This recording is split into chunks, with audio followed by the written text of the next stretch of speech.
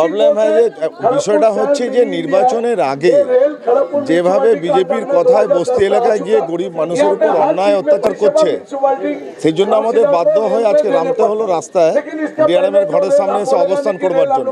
এটা অবিলম্বে বন্ধ করুন, অবিলম্বে বন্ধ হোক, যাতে খড়গপুর শহর যাতে শান্তিপূর্ণভাবে মানুষ যাতে বসবাস করতে পারে, সেই দায়িত্বটাও রেল প্রশাসনকে নিতে হবে।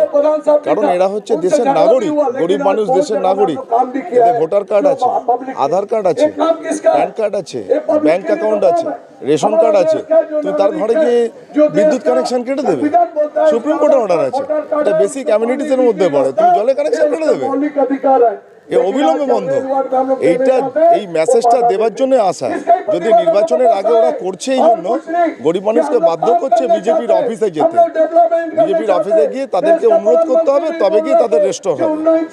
এই বিরুদ্ধে আমাদের প্রথম এটা নির্বাচনকে মাথায় রেখে রেল করছে, গরিব মানুষকে ভয় দেখাচ্ছে।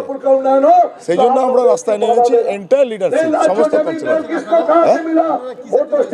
আজকে এটাই জানাবার জন্য হতে দেবো না আমরা খড়গপুর শহরে। এটা শহর, ভারতবর্ষের মধ্যে সব থেকে দীর্ঘতম রেলওয়ে স্ট্রাইক এই শহরে হয়েছিল 19 দিন।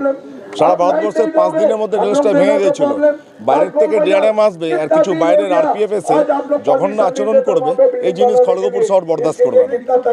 এই জন্য তৃণমূল কংগ্রেস বিক্ষোভ দেখাচ্ছে ডিআরএমের ঘরের সামনে। এটা আমাদের আছে টোকেন, কিছুক্ষণ চলবে, তারপর আমরা